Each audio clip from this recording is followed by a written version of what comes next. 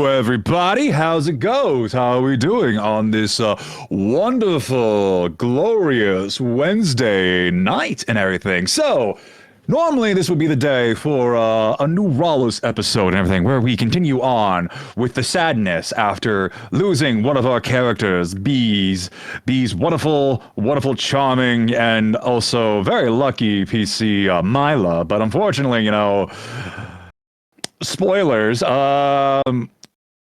Mila. Mila died. Mila died. I just explosions up in the air and everything, and oh lordy. Oh god. But yeah, we had. Yay! Hi, Alyssa. How's it go? So yeah, and also one of our players wasn't feeling too good and everything, and didn't have enough spoons since this is going to be kind of a very heavy emotional session and stuff. And when it comes to these things, we want to make sure everyone is doing good and have the spoons for it and all that stuff. So yeah. So yeah. All right. So actually, let's do the thing of just being goofy goobers and everything. So, yeah, mouse, I swear to fucking God. Mouse, okay, I just bought a new mouse while we were on the starting soon screen, okay? So there's a new one coming. I don't know. It should be, okay, Wednesday. It should be here Friday or at least Saturday, because they still drive things on Saturday, right? Okay, actually, we're getting distracted here. But yes, today is a special episode of New Rollis where I'll be just doing kind of like a little bit of a class lecture and a Q&A of some sort when it comes to Dungeons and Dragons of DMing and everything, because I feel like DMing is a very intimidating factor when it comes to like even going to something for a ttrpg and stuff and everything, because you are basically in charge of the game. You are expected to know the rules and like kind of like moderate the team and everything. Hi, Pandora. Hey. Oh, actually, I should check in who's actually speaking. Cade. Hey, Cade, how you doing, buddy? How you doing? But yeah. That is the general plan of today and everything. I have a whole Google Doc of plans, things and out of what I want to talk about and everything, because again, DMing can be scary. Like, it would be very scary because you have the responsibility of running stories, keeping track of the world, characters, monsters, NPCs, backstories, all that stuff. So it is all good. We've all been there. Okay. I don't mind. Hey, what's up, Wolf? I haven't fully caught the new Rollos yet. Oh no.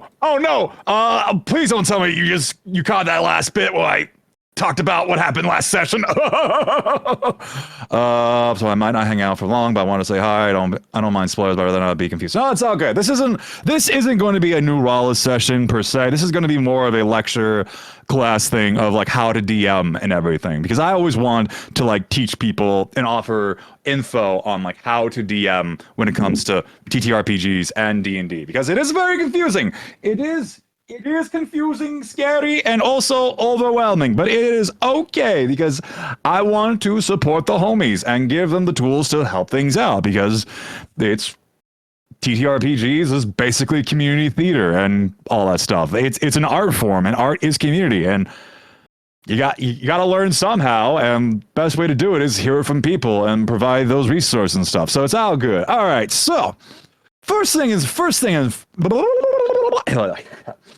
all right, God. All right. Yeah. All right. I'm gonna make sure I got everything all sheet up and stuff. Okay. All right. So, first things first and everything. When it comes to DMing and deciding on what you want to do for your game and everything is pretty much, random chat randomly quit on me. Hello again. Yeah, no, it's all good. It's all good. Man, chat being stupid. I'm sorry about that, homie. Yeah, it's all good. But yeah, okay, so first things first. When it comes to DMing any kind of game and everything, there are three things that you want to discuss to yourself and everything, and figure out what you want to do. It is the system that you want to run, the length of the game, and the tone that you're going for and stuff and everything. And those are your three big main things when you are building the idea of, hey, I want to be a DM and everything. Like, if you want to play D&D, go right ahead. If you want to play Pathfinder, yeah, Vampire the Masquerade, awesome. If you want to play like an indie TTRPG, like Apocalypse Keys, Ryutama, or stuff like that, everything, Fuck yeah, dude. Yeah, figure that out. And yeah, also figure out what kind of length you want to go at. Do you want this to be like a mini series, maybe kind of like a mini campaign of like 12 sessions or so, or did you want to try out for a full length campaign and everything, which is going to be good and everything. And also remember about the tone and stuff and everything. You can kind of like establish a tone with your players of what you want it to be, but nothing is going to really stop the players like joking around a little bit and everything, because you're going to need humor to brevity for like everything and all that stuff and everything. So if you're wanting to like make it your tone of the game to be a very slapstick comedy s like tone, you should really find systems and games that really match the tone that you are looking for, because there are some systems out there that are very, very well suited for just goofy tones and stuff, very, very goofy tones, and some of them are very cozy tones and everything, and other systems are just very built for like gritty, heavy, edgy role playing and everything and all that stuff. So you really want to find the setting and the tone for your game and what you want to do and everything. So yeah. And so next up and everything is like, what is the hook of your game? What is the story that you want to tell? Now, when it comes down to it, DMing, writing your story for your campaign, you don't want to write a novel. I feel like that's always been kind of like a trap for beginning DMs and everything when you are developing a kind of a campaign story and everything. Because the thing is, your story is not really complete until you get all the information of your players, whether it be your backstories, okay, hang on, I'm sorry about that. True, Twerps is great for silly tones. Yeah, I have not heard of Twerps and everything. I have not heard of Twerps. I'm gonna check that out later. Call of Cthulhu, not so much. Yeah, I mean, well, I guess you could make Call of Cthulhu goofy as sort of like a pulp action campy horror session and everything. Although the mechanics of Call of Cthulhu would really be hard due to like the madness mechanic and everything, and the insanity stuff and everything, but you could try. I'd be down to see like a pulpy Call of Cthulhu campaign. That'd be kind of fun to see. I will check out the Twerps one, but yeah. For building a story and everything, you can build kind of like a loose hook, build the skeleton of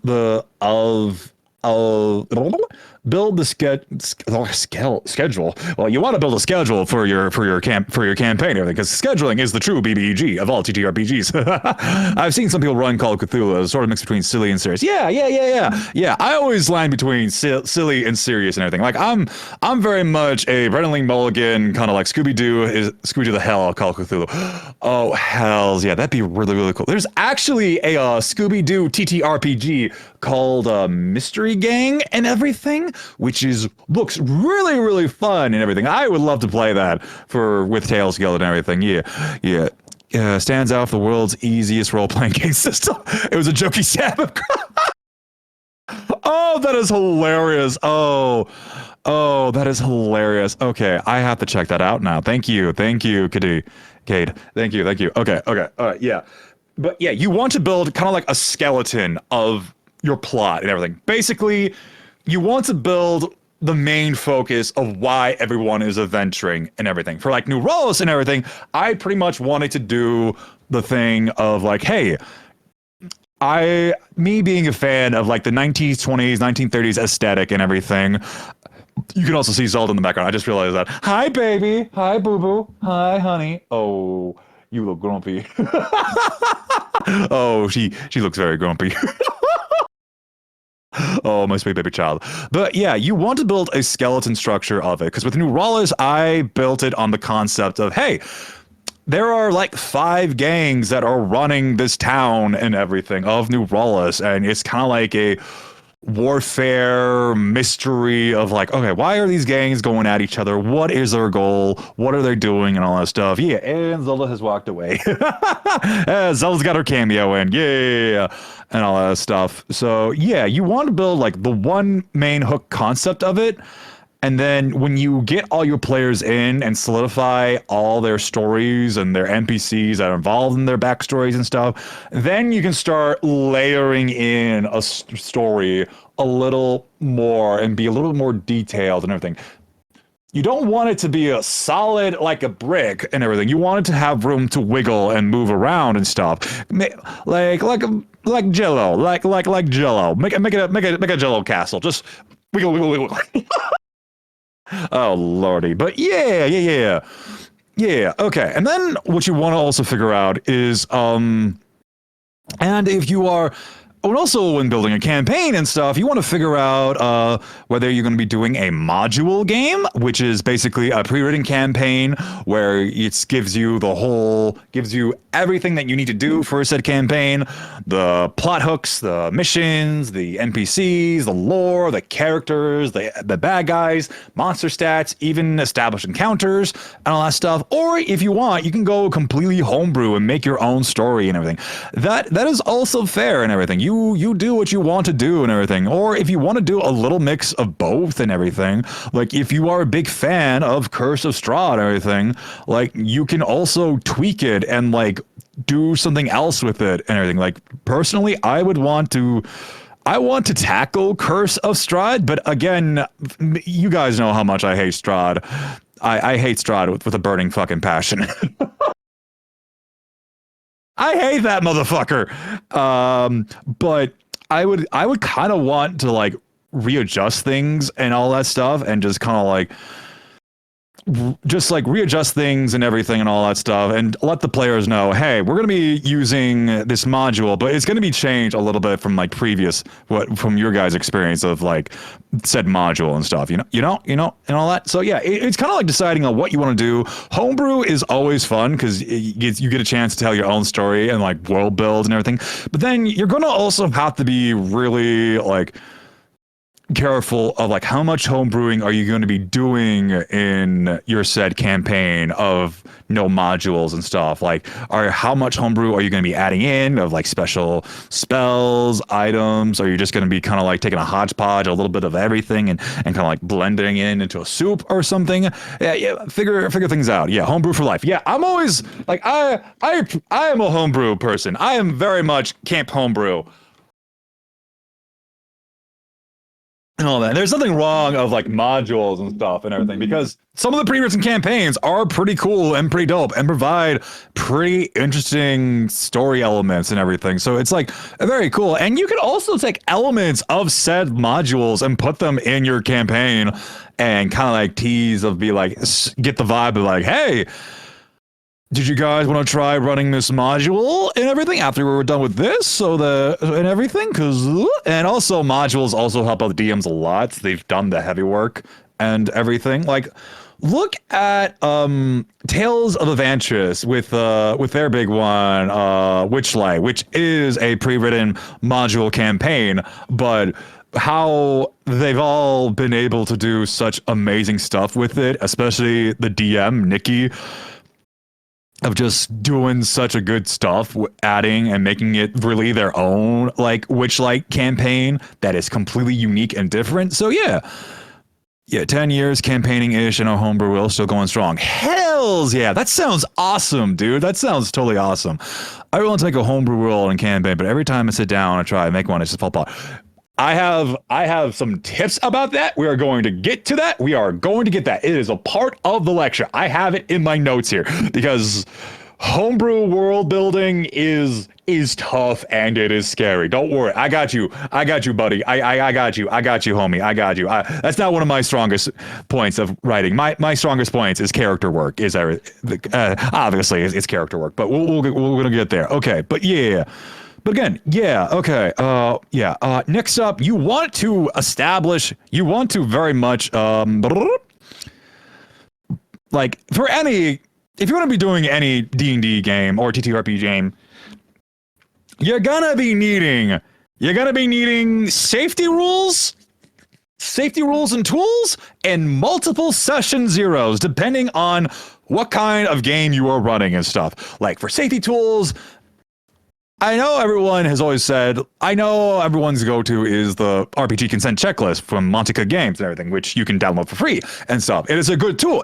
I love the RPG consent checklist. It is a nice quick reference for DMs to check on, okay, this is what the players are okay with. This is what they need, like little warning signs. And this is what players are absolutely do not want in their games and what kind of rating they want for said game and stuff and everything. It's good. It's good. But also remember, there are other safety tools out there to help you out in multiple ways to make sure to like in-game for different situations to make sure everything's all good and stuff and everything. Like lines and veils is also important to remember of like, hey, here's some stuff that is like kind of flexible, loosey-goosey, and here are some stuff that are just like, nope.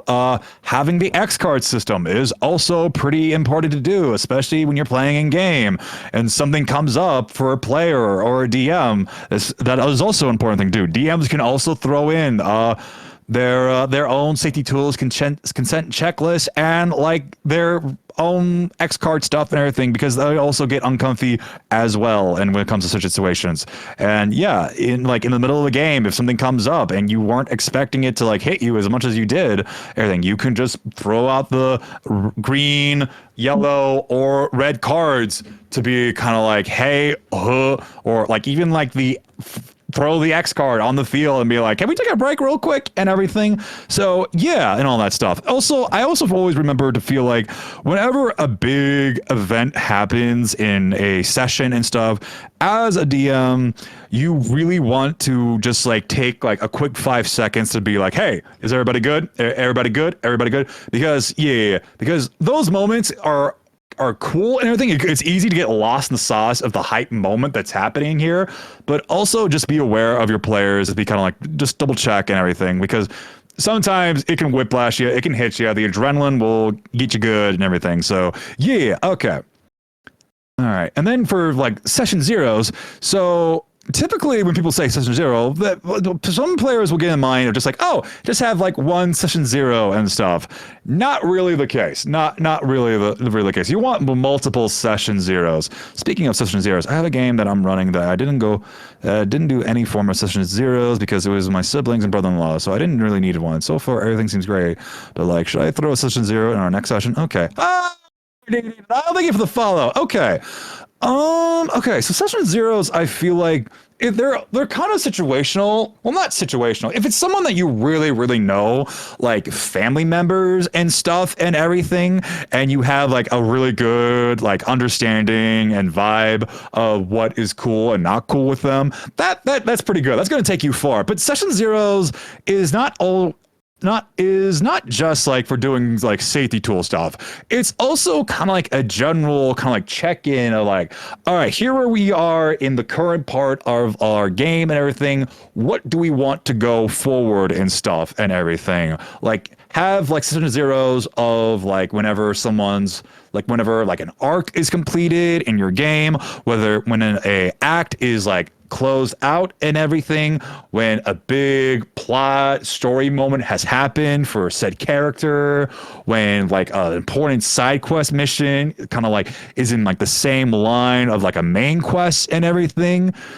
You can definitely have like session zeros to be check-in of like asking the crew, the party to be like, all right, where in the direction do we want to go for next few sessions and where are we at currently and everything. You can also have it like a nice conversation with the DMs and with the players and be kind of like, hey, I kind of wanted to have a little bit more of this kind of like gameplay in our sessions and stuff, like maybe a little bit more combat, maybe a little bit more intrigue, a little bit more mental combat, cat and mouse games and everything. So yeah, session zeros are not just for like safety tools and check-ins. They're very much of just kind of like checking in crew and making sure you guys are going the right path, you know? So yeah. But no, it wouldn't hurt just to have like a session zero and be like how far you guys are in your game and everything and all that stuff. To kind of be like, just like a nice, although that campaign I may have another session because my brother-in-law moved. Oh no! Oh no, buddy! I'm so sorry. I mean, there's online play.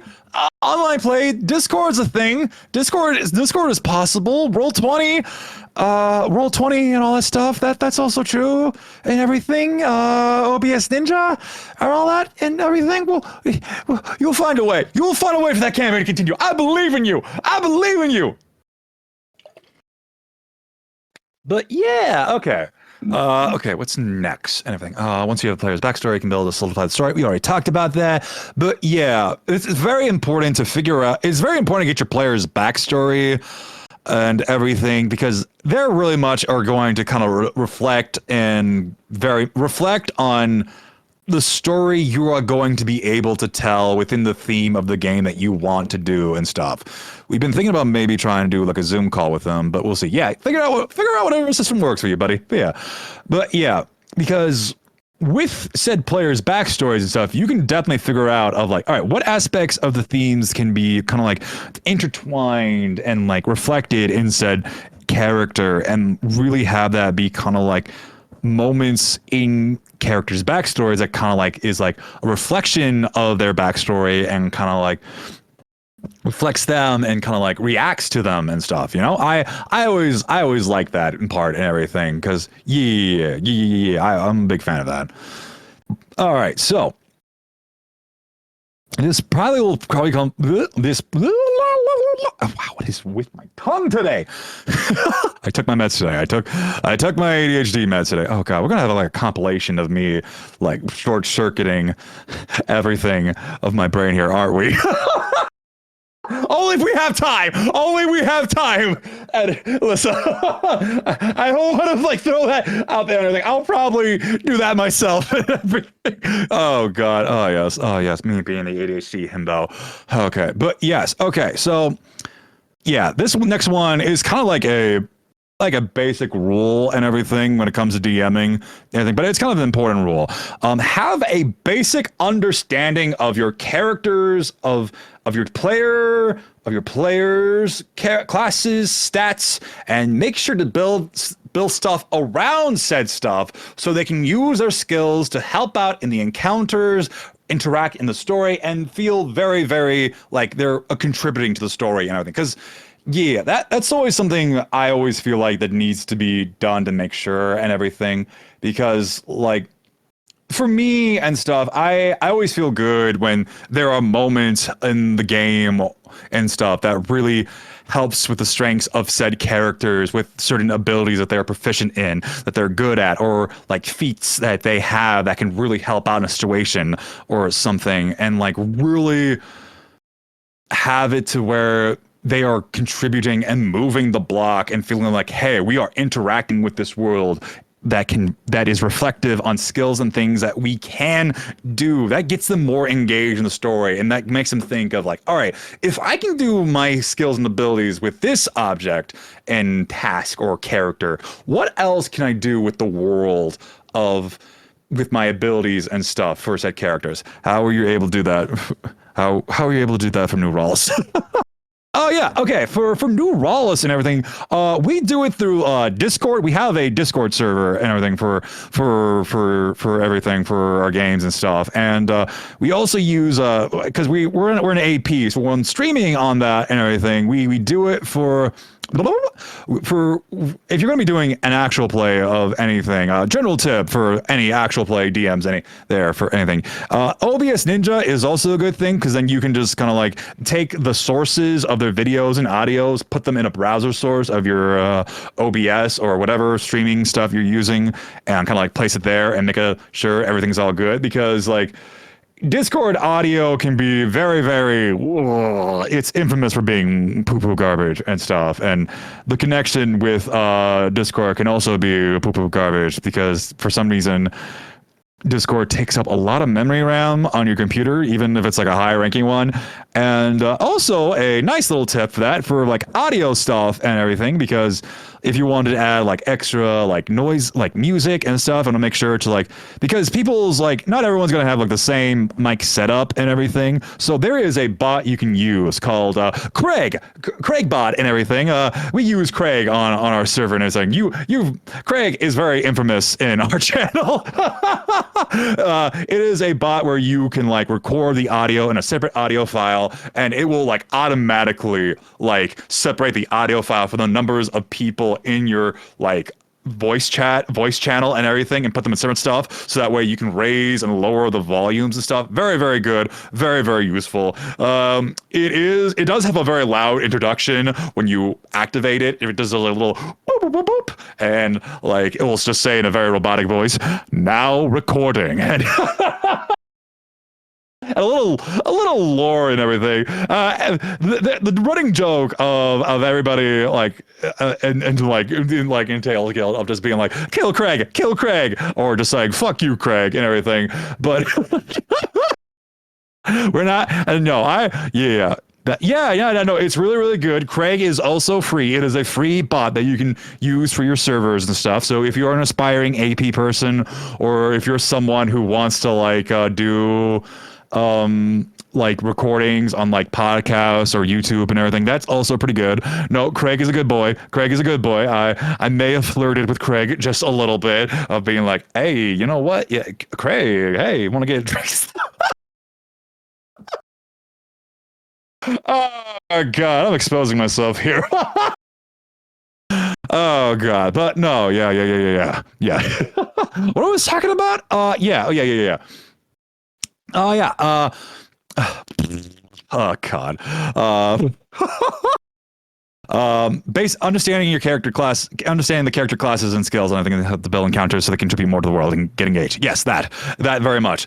Always a good thing to do. It helps characters get engaged, and also kind of like teaches the player in general to like really expand on what can I do with my abilities and stuff, and how can we do the things that it may not like was designed for, but it could work and stuff if your DM is willing to and all that stuff, you know? Because I feel like a good DM is always excited when a player is like creative and with their abilities and stuff, and the DM is always like, yes, do it, because we want you to succeed, even if it's not like the way things were designed and stuff, you know? A good DM will be like that and stuff.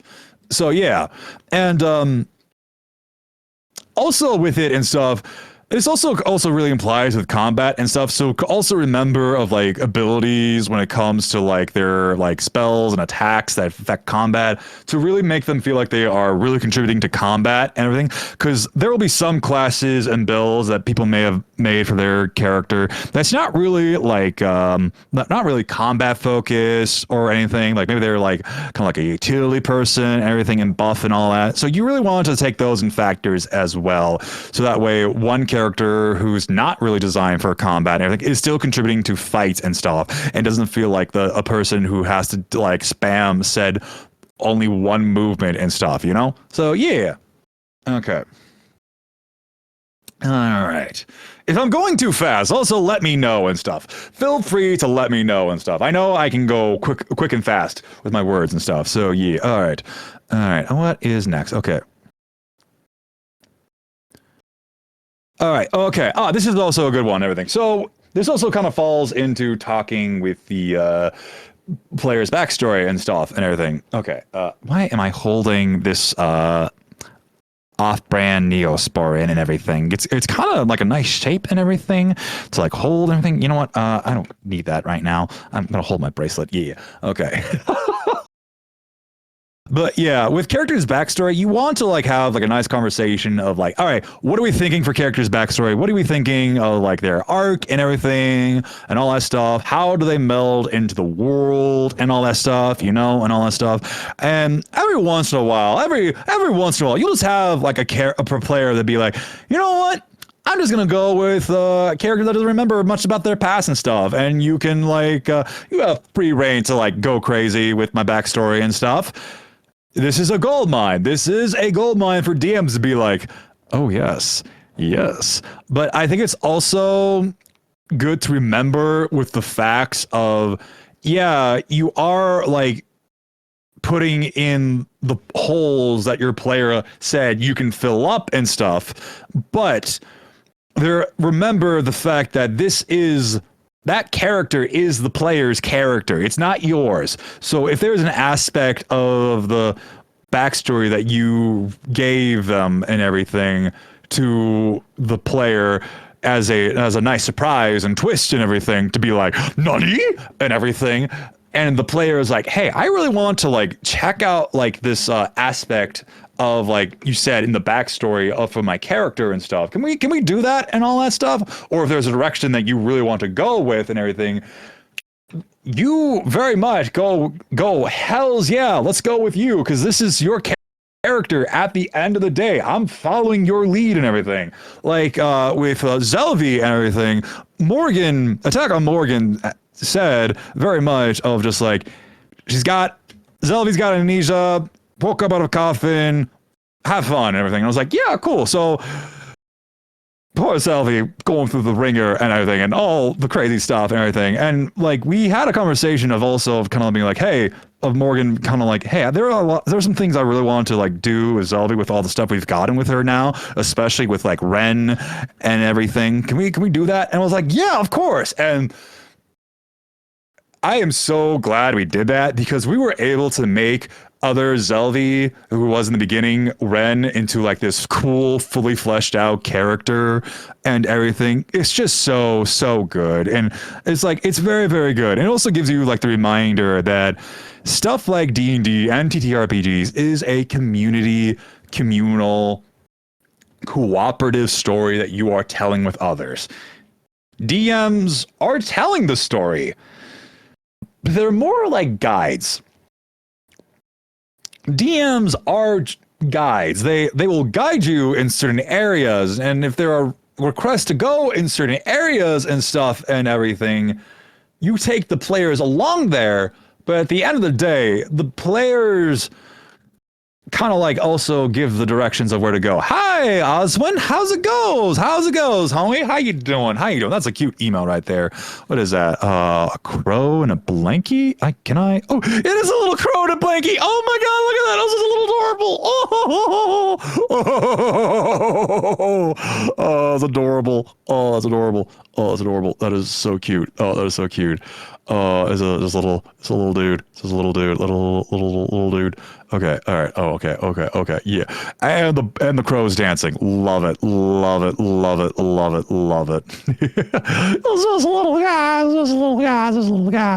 just a little guy. Ah, yeah. Yeah, that's awesome. God. Wow, that bird got a dumpy. Oh my goodness. All right. Let's get back on track here. Okay.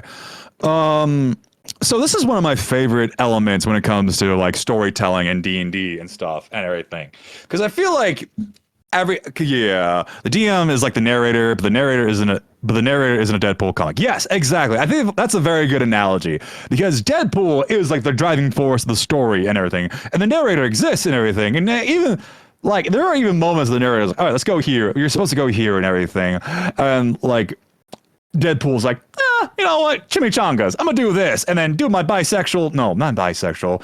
Deadpool's pan. Yeah, Deadpool's pan. Do my pansexual shit, and just be like, fourth wall breaking. Yeah, exactly.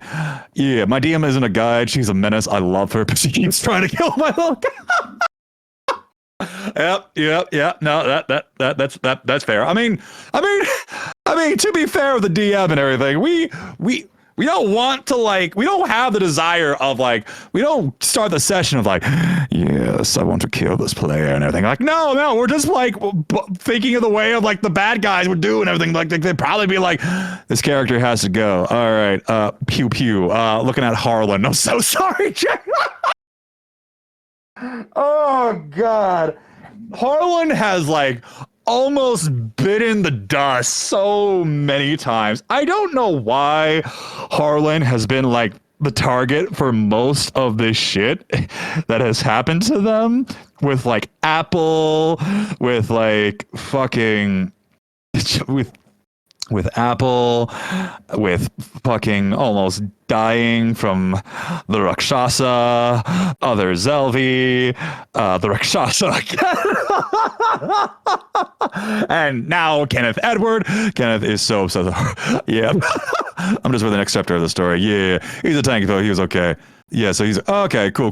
Yeah. If the DM wants to kill your character, that they beat pace on Cobblestone. Exactly. Like if your DM actually wants to kill your character, they will find a way to like kill the character. But a good DM is like, all right, you know what? I'm just gonna lay out these traps that is possible for the character to like fall into and not get up. But there's also a chance for them to and the other players to save them stuff. So yeah, I think it's very much the mentality of like the Crown of Candy from Dimension 20, everything where Brennan is trying to kill Lou's character King Amethar, but everyone is always able to like get him out of there. And like there's that one gif quote of him. I was like, I was so close, and like thought of my little plan. So yeah. No, it's all good. Yeah. Okay, I'm in the next chapter waiting for this story. Yeah.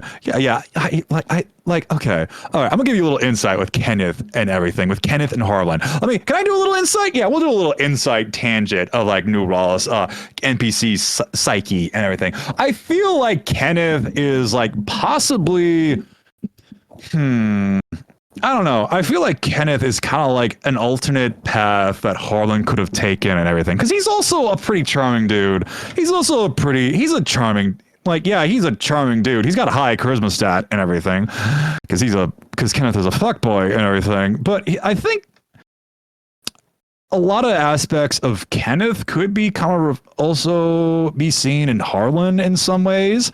And that the fact that Harlan is able to have like this nice, happy life, and Kenneth had to like really manipulate people, blackmail them, and just kind of like power his way into a lot of stuff and all that stuff. It's kind of like Kenneth taking the high and dirty road of like doing shit, and Harlan taking that not the low road, but more like the easier road of like, hey, things happen and all that stuff. It's all good and everything. He's like, Harlan's more content with their lives and everything, them being dead and like, well, not dead. They and all that stuff, but very used to death and all that stuff. And Kenneth very being much like, nah, fuck y'all and everything. So yeah, I think that's kind of like a nice thing and all that stuff, you know?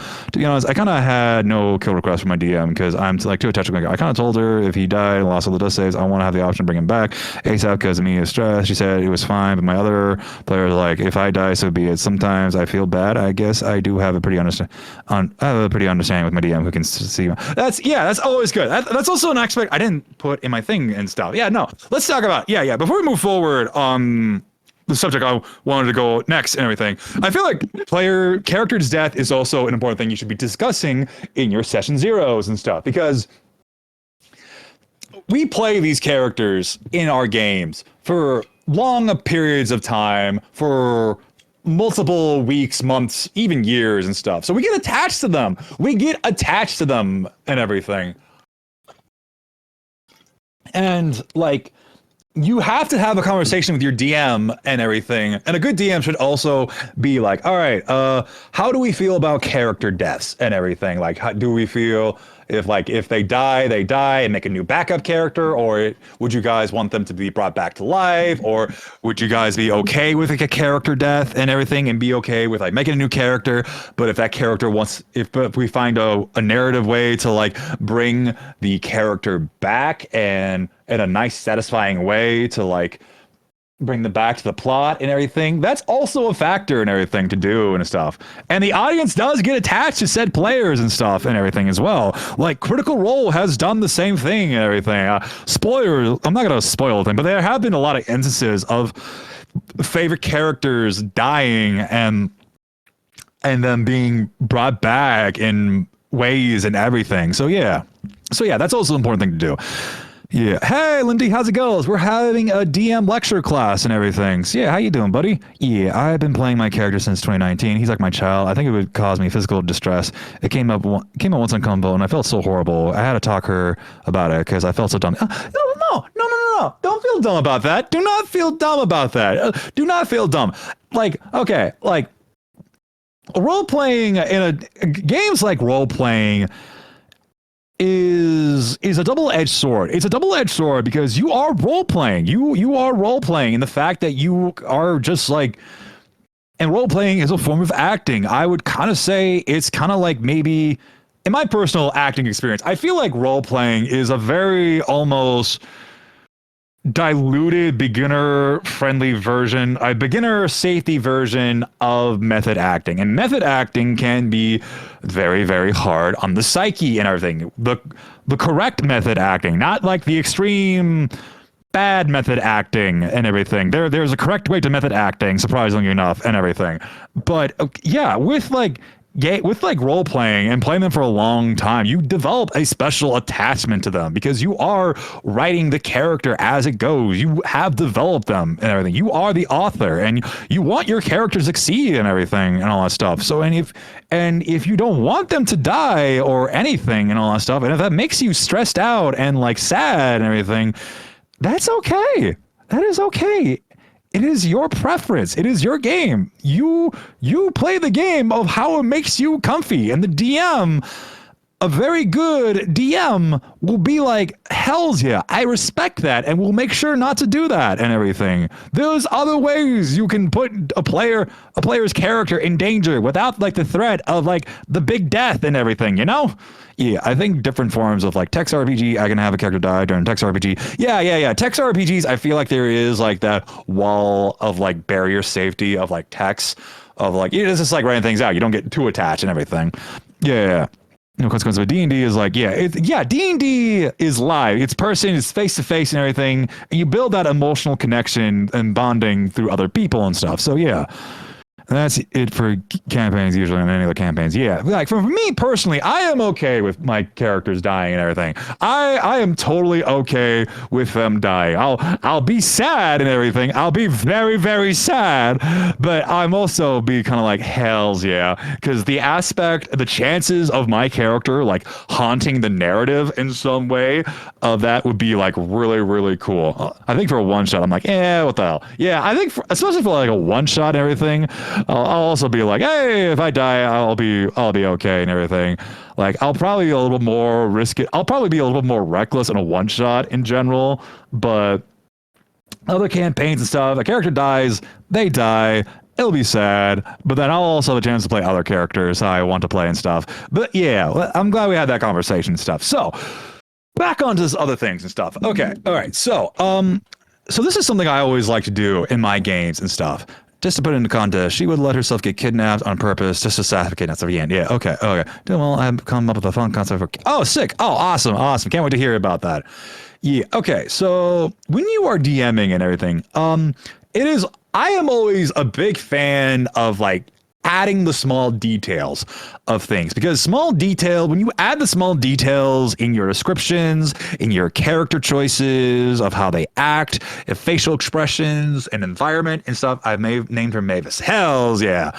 It adds a lot of nice textures and layers to your world and characters and stuff. Like pretty much like an NPC's facial expressions and everything, how they react to certain things, how you describe them, like full touching their clothes and like all that stuff and everything. That adds like a nice layer, and it also gets like the players like more invested and pay attention to like small details. Because if for example, if you have a character who acts a certain way and everything and you're very used to it, but if you catch on the fact that the DM like said they did a characteristic thing that's not usually them and everything, that's like a nice golden opportunity and like a nice little like subtle hook for the players to be like, hold up, something's up here. That's what I also like to do in my games, of like using those small details as like the nice little like hook base to kind of like get the players in to see if they're paying attention and stuff, you know?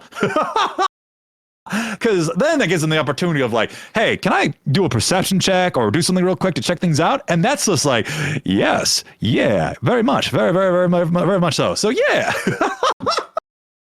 I always love doing that. Yeah, ooh, I agree. Though that one comes into caveat with me, because if you give details of certain things without realizing it, sometimes the player will latch onto something that wasn't there at all. Yeah, that is also kind of like the case of it and everything. that's gonna happen because like Emily Axford is also like if you see any episodes of Dimension 20 with Emily Axford and stuff and everything, you know that when she'll get attached to like she'll latch on to a certain detail that Brennan has said in his DMing and be kind of like go full on of like, wait, hold up, something is wrong about this. Something is absolutely wrong with it. And I feel like if it wasn't really like the intention of the DM for that detail to be important, and if a said player is like attached to that detail very, very much, I feel like that is an opportunity for the DM to be kind of like, you know what? Let's go with it. Full on tinfoil hat. Yeah. I feel like it's also kind of like a nice opportunity for the DM to be kind of like, ooh, I didn't think about that with that detail and stuff and everything and how that could affect other things.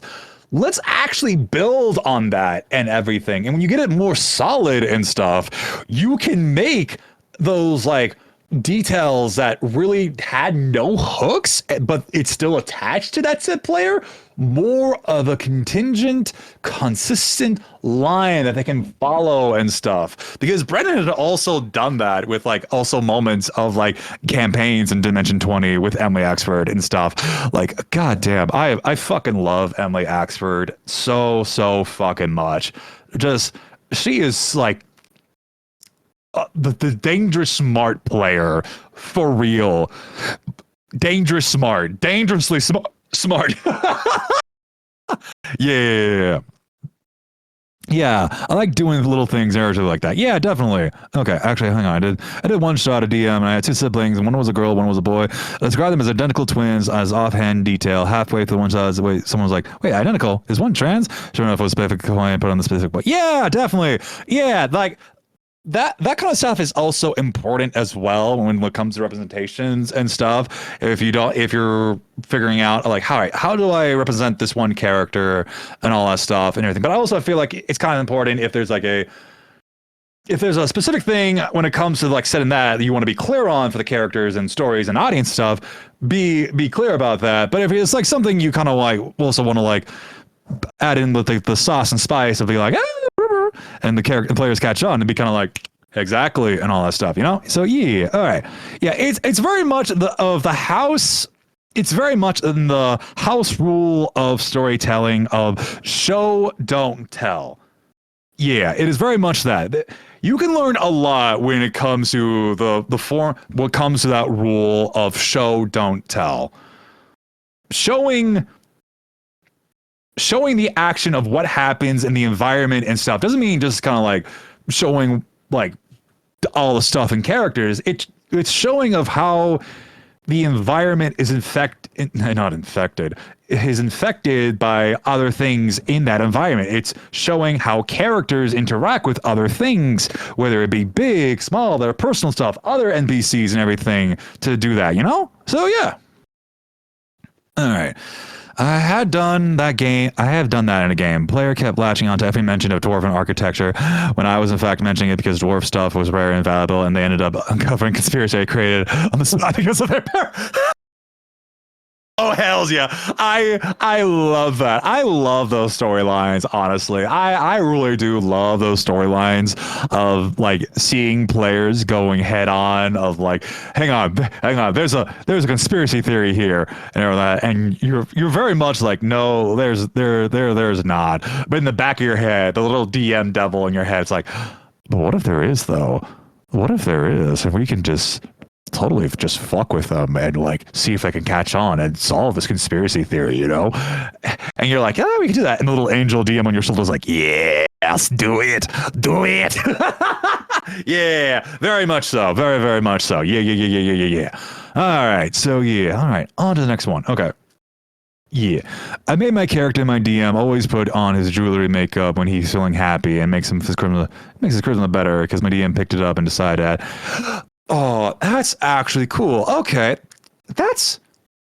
Okay. I kind of like that. Okay. Is it like, okay. Okay. So with stuff like that, is it very much just kind of like an extra one bonus to like your charisma stat or something? Or is it like advantage or something, because that's honestly like a pretty cool thing to think about and stuff, Ooh, that's honestly pretty cool. Ooh, I'm gonna think about that. Ooh, okay. He has chronic illness, so when he's like happy, he gets advantage on some rolls depending on what it is. Oh hell yeah! Oh fuck yeah, that is good. Oh god, incorporating the mechanics of like characters' moods and stuff of what's going on with them, also very good. Yeah. All right. But I also had friends get confused because I gave them one piece of the puzzle, an extra 2 sentences of description, and they thought a part was way more important than it really is. Yeah, and that's also the case as well. But when it comes to like puzzles and stuff and everything, I think it's always important to kind of like also important to be kind of like remind them of like, hey, you guys can just do like an intelligence check and like you can like automatically figure this out on the fly. And I think as a way for the DM to be like, hey, that one thing that you might be thinking, probably not the best, not the direction you were going for this puzzle. So I can help you lead in the direction that needs to go and stuff. I have zero experience as a DM, but I think I have an idea for possibly fun. Share with the class. Yeah. You can, yeah. And it doesn't matter like what experience you have as a DM and everything. If you have an idea for a fun D&D game and everything, go for it. Just go hog wild, balls crazy with it and everything. So yeah, I believe in you. All right, next topic and everything. Okay, so this is something I've kind of picked up from watching other DMs in the ttrpg space when it comes to like streams and everything. My fave was my character is an Asmar. In the book it says that people it says like people and animals float naturally over time. Will clear to decide whether he interacts with most people, and usually more people he actually gets better persuasion because he's approachable. Yeah, okay. Oh, that's pretty cool. Oh, yeah, that's nice. Yeah. I gotcha. Oh, that's a nice detail. Yeah. So yeah, this is kind of like a little thing I've picked up when it came to Lovecraftian Clue and Barovia. Fuck yeah, that sounds fucking awesome. You gotta run that game, homie. You gotta run that game. And when you do, you gotta share with the class how it went, okay? If you need tips or anything, or like a little guide to like help out and stuff, hook me up. Send me a DM and everything. I'll help you out, homie. I'll help you out. But yeah. So try different. So when you are describing a narrative scene and perspectives and stuff and everything, do not be afraid. What the hell kind of accent was that? Oh god. Do not be afraid to try different perspectives and effects for things and everything. Think of like the DM talking and narrating scenes like a camera POV from a show and movie. Like you can like direct it, like the perspective on like different subject and stuff of like one of my favorite things with like Brendan Lee Mulligan when he kind of does this as well, everything of how he like says how like a background character will like make a little comment on like commentary on what the players will say or like make a facial expression in the background like ooh, and all that stuff, or how other characters other DMs will be kind of like we pan away and everything like that like trope phrase and everything. But for me, I like to do different perspective shots of like other NPCs and everything to kind of give like the players like the sense of like there are still things happening in the world while they are doing stuff and everything, because I've done that for New Worlds a lot of times. It's one of my favorite things to do and everything. It does make the world feel fuller and everything. Like I'll do that in different perspective shots with like Kenneth and like Doris and Rose with all their stuff and everything.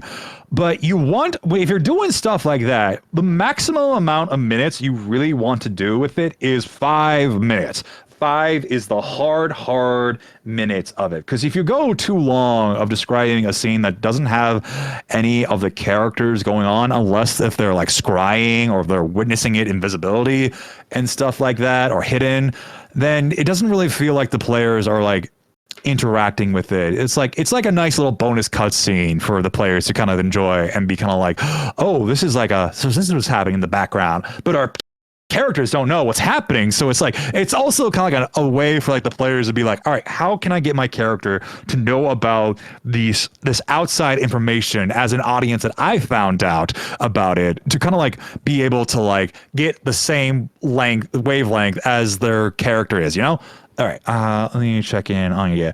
I do not have books to run a game or nor DM many players, but I have that idea on the back burner. Okay. Okay, okay. You don't have the books? Okay, hold on. Hold the fuck on real quick. Hold the fuck on. Let me check something real quick. I'm gonna check something. I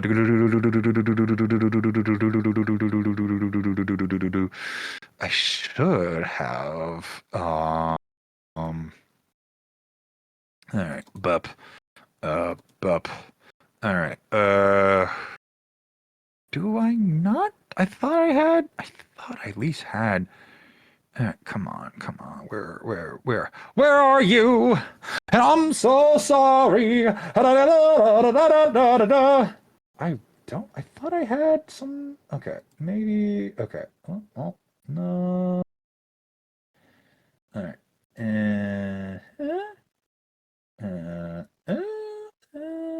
No. Okay. We're going on a little bit of a side tangent here, guys. Sorry about that. No, you're not the one. You're not the one. You're not the one I want. Hoo. Honey. Okay. Okay. Uh, Dungeons and. All right. Ooh, wait. Hold on.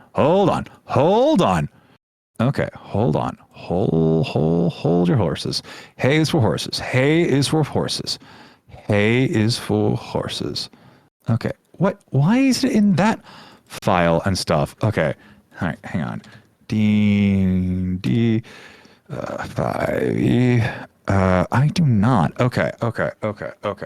I do not. Okay. Okay. There are some sites I can like send. All right. Lindy, I'm gonna send you some sites where you can get where you have easier access for the books and stuff and everything. And if you want, I can also add you on a campaign of my D&D Beyond account, so that way you will have like all the stuff you can do to build a character with like informations and stuff like that. So you'll also have that and everything. So yeah. Okay. Yeah. Okay. All right. Question: how do you manage like quest stuff? I have a dungeon one shot where the player needs to retrieve a sword from the sewers, like two main paths they can take. That okay? There are two main paths that they can take. That either means they meet a character in the sewer or they don't. But what if I want to make a whole other path? Do I make a different encounter? Then after, how do I get them back on the main path? Also, making it naturally feel not handled. I think very much. Okay, for stuff like that, you want to. My other back burner idea was something involved the lines of Warframe indeed. Oh, fuck yeah. Oh, okay. We're going to get onto that Warframe thing, but let's answer Wynn's question here. I feel like very much of like having. Okay, so need to retrieve a sword from the sewers and stuff. So I think having like NPCs from like the main quest kind of like peppered in there to be kind of like, hey, they could also be like looking for that sword as well and everything. And that will add kind of like a intrigue and spice to the players to be like, hey, this character seems kind of cool and interesting. And if they interact and you have the NPC mention some of the stuff that's going on in the world and their main quest and stuff and be kind of like, hey, all right, cool. So yeah, it's kind of like interconnecting the world and very much like that. You know, that's what I would do if that makes sense. It doesn't. So it's kind of like not hand holding. It's more kind of like putting up the sign of like the other stuff that's happening in the world. You know? Yeah. I hope that makes sense. I hope that makes sense. Okay. My other backburner idea was something along the lines of Warframe and D&D. Oh yes, I feel that too. Okay. Actually, there is a good system. There is a good supplement book there that is really good about that. Let me grab that real quick, and then we'll continue on with our lecture here. Let me grab that real quick. All right, because I got this lights here. Let's see. Okay. Don't mind the washed out lights and everything. Oh god. I am a professional streamer.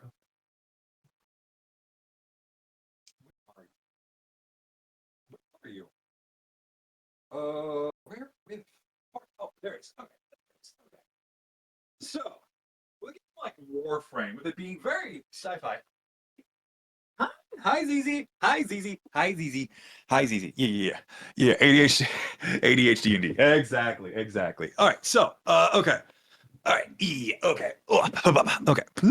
Okay. So, I would say if you're going to be doing something in the lines of Warframe, I would recommend this. Hi. What's the matter? You haven't been fed, ZZ. You had your dry food. You had your dry food. I would recommend Esper Genesis, the core manual book and everything. This will give you.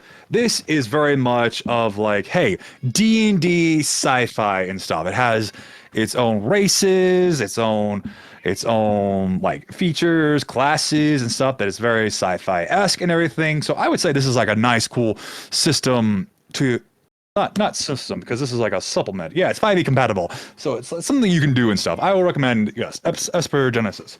Hi, what's up? What's up, my child? What's up? Come here. Come here. Come here. Come here. There you go. There's the child. There's the child. There. Hi. What's up? What's up? What's up? Okay. Okay. Okay. All right. All right. Let me look in the chat here. Okay. All right. There's an NPC that they met named Hundo, who, when approached, asks friends or foe, and either they fight them or not. If they do fight, then the character dies or runs off. But if they join them, the players find the sword. Also, the NPC's wife, who is trapped by the monster that stole the sword. So if like they don't have that NPC join the wife, like he's like, where's my partner? They would have been looking for me if the players okay. So I think like something you could do if the players did not decide to like have like that NPC join them and everything. You could also, if they don't like go that path and everything, you could have like Hundo be like, all right, no one is coming to like help me out and everything to find my partner and everything. You could have them go on the journey themselves and everything to be like, I'm going to save my partner and stuff and everything and all that jazz. Because yeah, very, very much so. Yeah, my wife. Yeah, that makes sense. Yeah, yeah, yeah. Okay, cool. Cool. Yeah, all right. Well, oh, we had a beep and everything. All right. Hi. What? You are laying on my hand. You are laying on my hand. What do you got? What are you crying about? Also, going back to Mavis' theme song, the reprised version of "Don't You Forget" from Husband of Nice. Yeah, that's a good song. Yeah. Okay. Where were we? Yeah. Okay. So we just did the perspective of the camera and struggle. Okay. Okay. Yeah. Hi. I have to do a show. I'm teaching people how to be a DM and stuff. ZZ. Hi. Okay. All right. Well. Okay. Let me give you some scratches. Yeah. Yeah. There's a girl. Okay. Okay. So this one is also kind of important as well because as a DM, you're gonna have to be kind of like a writer and like be narrative and everything. So if you struggle to describe things and people and stuff, look into your favorite book and look and study how they describe things and everything. Watch your favorite DMs and how they also describe the stuff around them and stuff. Find a style that fits with you and everything. You can also practice these things with writing prompts that you can find on the internet for like creative writing, for like little short writing sessions that you can time yourself to be like for like 30 minutes or so, you know? Or you can even do like solo ttrpg games, which are basically kind of like writing exercise journal stuff and everything. Stuff. Yeah. Hundo is a big knight with a cowpoke accent. BTito, they're great. I love that. Sounds like an awesome character right there. Very, very great. Very great. Very great. Very great character. Yeah. And also, you can also use like free character creators like Pixcrew, Baldur's Gate, Hero Forge, for example, to kind of like give you kind of like a nice base to like work on or like be able to send to the party if you're not that great at like describing characters yet and everything. So that is also something you can do and be like a nice reference for the players to be like, oh, okay, the character has those description stuff. Who does it sound like that? And everything. Oh, it's this one. So yeah, maybe this would look at a BBG sass them while they're being hellcats by them, but it would be like Roschef and Watchmen. Oh God, that's hilarious. Oh hells yeah. Yeah, but no, I do recommend very much that because as a DM, you are a narrative narrator and everything, so you got to like work on that and stuff. So yeah, very much so. Okay, Miss Wolf's. What are you saying? God, I have way too many characters on Hero Forge. I absolutely love that site. It is a very very good site.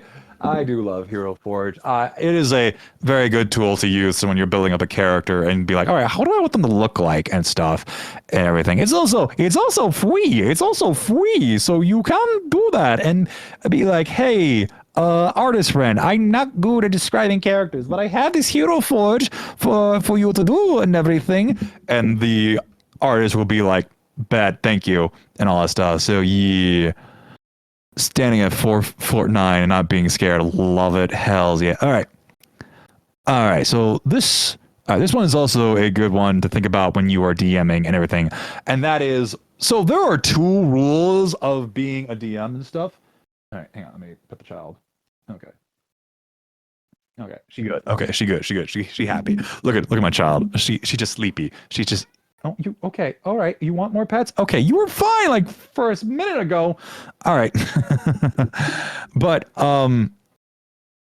figure out what kind of DM are you and everything, because there are 2 kinds of DMs pretty much and everything. She wants to be snuggles. Yeah, Zelda's not really a snuggly cat. She is with my mom and everything. She'll lay on her lap, on her chest and everything. Me, not so much. She pretty much prefers kind of like the arm reach, arm distance of like you can pet me and everything and all that stuff and everything. So yeah. Very, very much. She doesn't need pets until she doesn't need them again. Yeah. But she is kind of working her way to be a little bit more like snuggly with me and stuff. So yeah, I'm definitely a very narrative driven DM. I also describe so many things. Yeah, I'm very much a narrative DM as well. I like describing the action of characters and stuff because that is my bread and butter. I am very good with character aspects, environments and details. Environments, not so much everything, but I'm good with like really narratively describing characters and their aspects and choices and stuff and everything. But yeah, the simple camps of DMing is the rule of cool and rules as written DMs. Rule cool is basically kind of like, the rules are basically like suggestions and stuff and everything. They can be broken, they can be bended, mended, even mixed together with different paints and stuff and all that stuff. Rules written is very much of like, hey, the rules are written here and everything, so it has to go that way. And like there are jokes and like wars between said sides and everything. Sometimes I accidentally describe stuff in my campaign. I worry I speak over my DM's choices and descriptions. Yeah, no, I think that's all good. I do enjoy when like I always enjoy when like when DMs get like really when DMs really get into details of their stuff and everything, and because you're building up a scene and setting and everything and all stuff, and I feel like with the good amount of right detail you put into it, it's really going to help the players get involved and stuff. So yeah, and we're also going to have a conversation about that when it comes to stuff to worry about, like, am I going too hard or doing things wrong as a DM and everything. That's going to be a later conversation and stuff. But yeah, with rule and cool and rules written and everything, it's either like you're either one or the other. But yeah, okay, so I have an idea for VG for crafting clue for Barovia for the timeline is post drive for timeline. Yeah, okay, cool. Share with the class. Yeah. But because I'm generally a rule of cool DM. Like I will pretty much like either bend the rules or be like, all right, you can do said things with this and everything. It's not designed like that or it's supposed to be like that, but if you make a certain amount of rolls in the DC check, you can totally do it and stuff. So yeah. But for me, I watched a current classic. I will allow it. Yeah, the classic. I will allow it and everything. But I recently watched a clip from a venturing party with Brennan Lee Mulligan. He had Louise Camaro and everything. He's in the campaign for Critical Role and everything. And he also has like his own like ow hey no oh you got them eyes now, okay, yeah, she's getting overstimulated. You know those looks in the cat's eyes when you're petting them and they just get like the big eyes are like, hey, I'm gonna bite you and everything, and if you keep petting them they're just gonna go nutty. Yeah, she got those eyes right now, so yeah, I think it's no more pets for a little bit. She a little overstimulated, but yeah, no. Okay. All right, but Louise, he has his own AP show on YouTube. I forget the name of it and everything, but he's a rule as written kind of guy, and he made like a really good point of being like, rules as written lets you become a better player because you are working with the rules and being actually more creative of how to use the rules to help you out on certain things and like to your advantage and stuff. And I like that. I think that's pretty cool. And I think a fantastic DM is very much of a mix of both and everything. Like, you have like certain levels, aspects of like rule of cool and rules written and everything. Like both have their strength and weaknesses, but if you use aspects from both of them, you become a great, fantastic DM, you know? Yeah. My character is an Archfey Warlock. He has Misty Escape, which is reaction to being harmed and injured. And I was like, wait a second. I asked my DM, I'm like, hey, can I have him like stab? Holy shit! Okay. Himself, so he can use Misty Escape as an extra action to extradition himself. And she's like, actually, you can do that. Actually, you can do that as well. That is fucking, that is clever. That is something I didn't think about and everything. That's like kind of like the Titan shift in Attack on Titan. It doesn't say you can't. It doesn't say you can't. So, hey, that's pretty cool. So, yeah.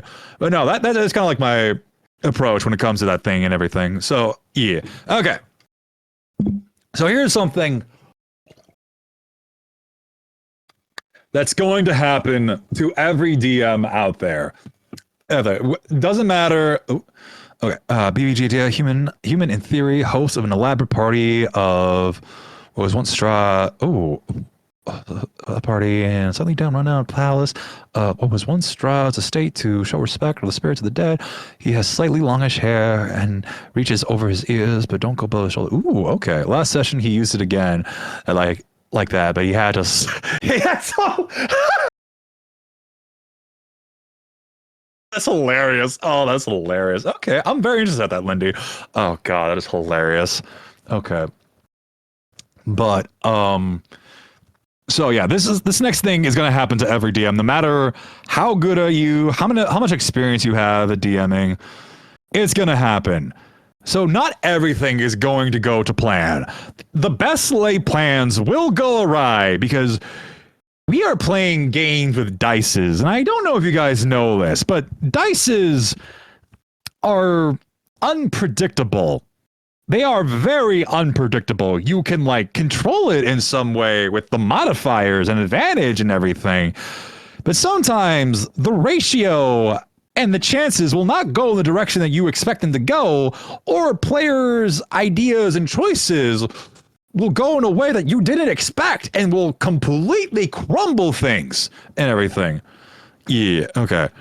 I say in theory because I imagine him being one of those Captain Ditties. Because I was like, oh, that'd be so cool. Yeah, could be like an aboleth or something. Because there's a lot of like monsters like that in D&D that you could do and stuff. So yeah, definitely, that'd be cool to see. But yeah. So what you can do if something does go not according to plan that the DM set up for and everything. the best thing that you can do is how you handle and direct that chaos and everything. And this is where improvisation comes into play and everything. And also, quick tip and everything, to be, if you want to be a better DM or better player in TTRPGs, I would suggest taking improv classes and everything at your local theater or stuff like that and everything, and take a few improv classes and to get the vibe and everything, to understand the rhythm of how improv works and really train those muscles and everything, because those are going to help you direct that into a way where it doesn't completely things go off the rails and stuff. It's going to go off the rail for a little bit, but the improv and direction is going to mitigate the damage, so you have enough time to rebuild the tracks and path for the direction that things are now going that you weren't planning for, you know? Yeah. The amount of encounters my group somehow avoided is not once, twice, but 3 times, but legit occurred 5 times now. At one point, we skipped an entire puzzle because the character made a Cat 22 comment, and the answer to the puzzle was variable saying 22. My the screen. Oh god, yep, yeah. That stuff like that is like stuff we can't control as DLs. Like we kind of have like an idea of like, okay, we designed this perfectly. There's no way this can be like jumped over and stuff. But there will always be a way, whether the dices or the players or even fate will be like, you know what? Fuck this. I'm gonna just do something completely different. I'm just gonna do like the spinaroonie, and the force of that is gonna be so great. It's gonna make me turn into like a human helicopter, and I can float over it and land on there because I rolled a nat fucking 20. What you gonna do about it, DM? Oh god. All right. Yeah. Okay. Random, but I just remember the last session when I had my campaign. I was talking about it earlier. My brother-in-law character got infected with lycanthropy. Where at? Hells yeah. He doesn't know it yet. Him and all the other players are relatively new, so they don't know how monster works. How should I handle that so it's just interesting and enjoyable? And now if he chooses to embrace it, how should I balance it? Oh wait, okay. I have such a good one. Yeah, go ahead, tell him this one. Ooh, that's a good one. Okay. And I would have to think, and I would have to have him kind of a function similarity. So having a third ending of Clue where Mr. Watterson was, gotcha. Ooh, that'd be cool. That's just like my DM class, whatever happens now. Yeah. Okay, so with something like that, okay, D&D has not really any rules when it comes to like lycanthropy and like vampirism and everything, which is really, really sad and everything. Like they have Dampiers and like the blood hunters with like being able to turn into like werewolves and stuff and all that stuff, but they don't really have rules of like turning into it. Like they do and they don't. It's not really detailed enough and everything. So I think for something like that, you want to start planning in the seeds of like some characteristics and feats of the lycanthropy that is given to like were creatures in D&D and stuff. And you can also, this is also a personal way of storytelling that I really like to do, of like the interpersonal dialogue between a character's thought or personality with each other and them clashing with that other set and everything. Because if the lycanthropy is starting to take form and everything, you can start having that player having like these mental talk visions of this werewolf side of them that's starting to take form and everything. And you can be like, hey, I'm coming for you. I'm going to give you these powers and everything. It might happen if you keep leaning on it. There might be a way to erase it and everything. That time is ticking, tick-tock and everything. So something like that I feel like is always good. I like doing like the interpersonal mind reflections of personalities and stuff and everything. I'm all about that stuff. I'm all about that stuff. So I think going in that direction would be very, very cool. Yeah. Just like, okay, so like whenever we find a door locked, yeah, I go, is this a regular door with hinges? And she goes, yeah. So then the venturing pack is our hammer, yeah. Oh, you bastard! That is hilarious. The amount of locked doors I do. That's a good thing. That's a good thing. That's pretty sensible and everything. That's pretty good. I guess The guests he picked are adventurers he met as observer who have a bit of a mean streak with to them. Ooh, I like that. And the players as well. And with the players as to what level of mean streak fit their character without going too far. Yeah, no, that sounds fantastic, homie. That sounds like a really cool game, right? Ooh, really cool game right there. Okay. But yeah, so I think something like that will probably help you out, Wolf. Let me know if that works out for you, homie. Okay. Oh, blah, blah, blah, blah. Okay. But yeah, where we at and everything? Yeah. Not everything's gonna go to plan. Okay. So all right. So yeah, I just remember Mateo. Just remember Mateo. Okay. Mateo. Wait. Is this Mateo is a someone played as Mateo? Yeah. Oh, okay. Tell us about Mateo. Also, I have a slight pet peeve when we all call creatures lycanthropy. Okay, lycanthropy, where lichen is Latin for wool, and like, why are we using the word that resembles essentially just translates the man wolf for rat? I don't know. Yeah, are you running away? Are you running any campaigns on the channel nowadays? I am for this channel and everything. I am running new Rollis on this channel and everything. Generally it'll be on here 8:30 p.m. Central and everything. You can check out the VODs and everything on the Tales Guild channel and everything, which is our actual play channel and everything. Let me do the command and everything. Yep, you can go that. That's also we also have a Tales Guild Twitch channel and everything where we have a whole bunch of like actual plays going on and stuff.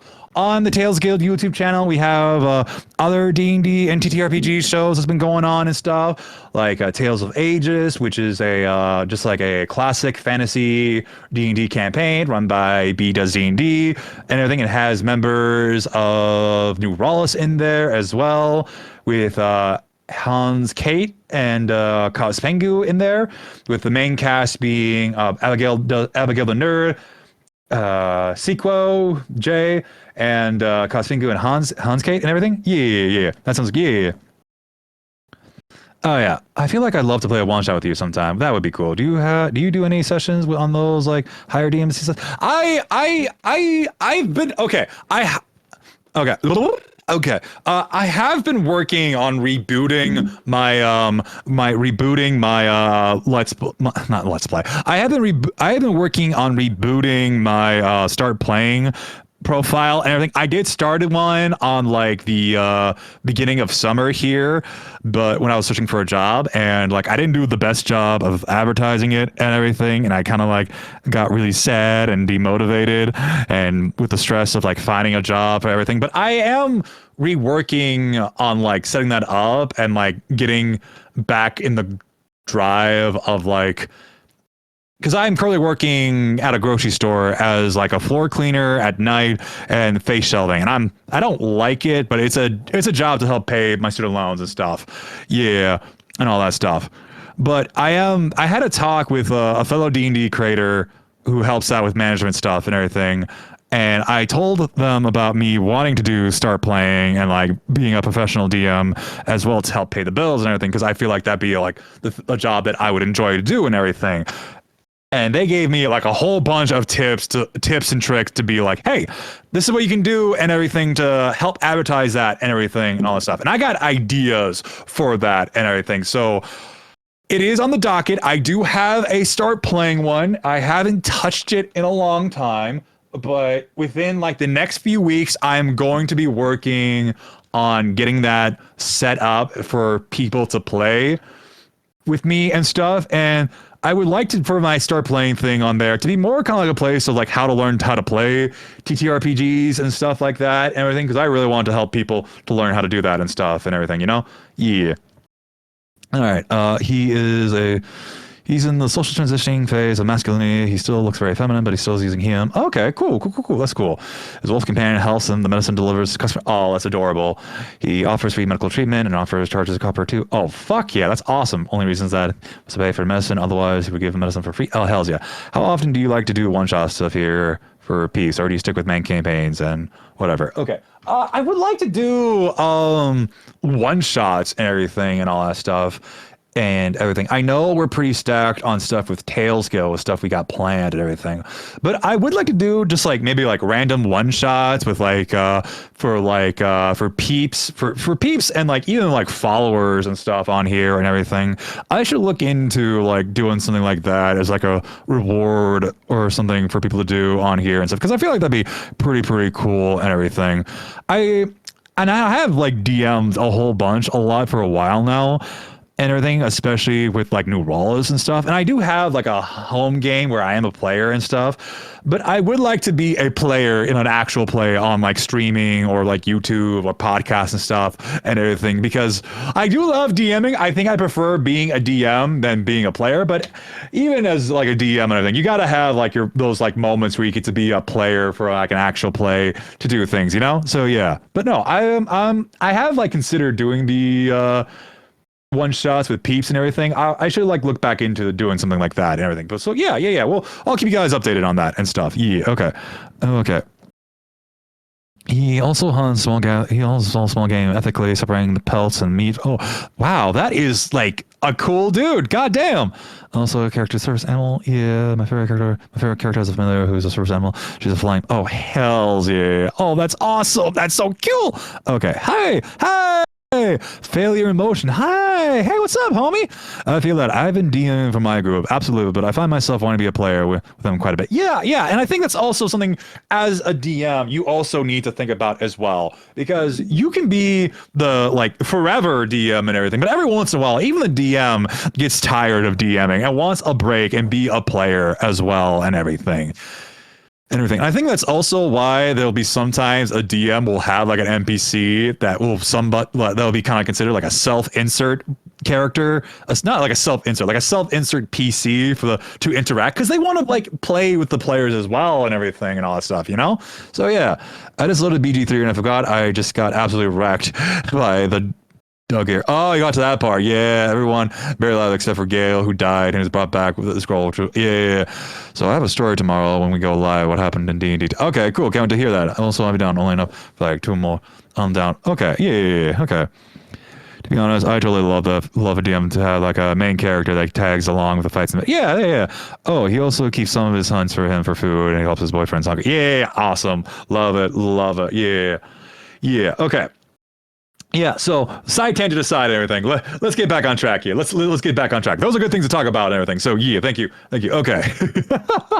Okay, so when being a DM and everything, you're gonna have to be organized, and how organized you need to be and everything depends on like the system you are running and everything. Because there are some systems that are rules light and they're loosey goosey and everything and all that stuff, but there are also other systems that are pretty rule extensive or like complicated tactful rules that are very specific that you kind of very much need to be organized on that front and have a good knowledge of that, like building quick reference sheets so you can like do and check on and everything.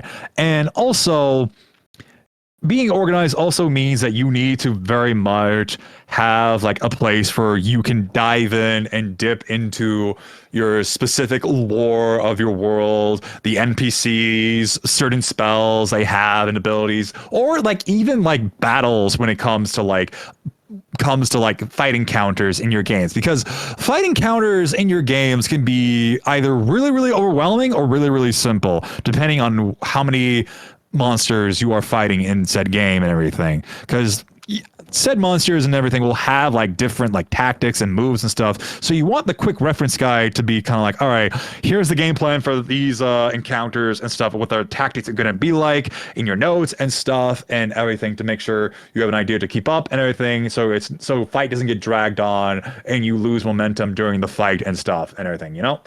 Okay, Mateo is really enjoying his exile royal life, not missing any minute of it. Oh, hells yeah, love it. Yeah.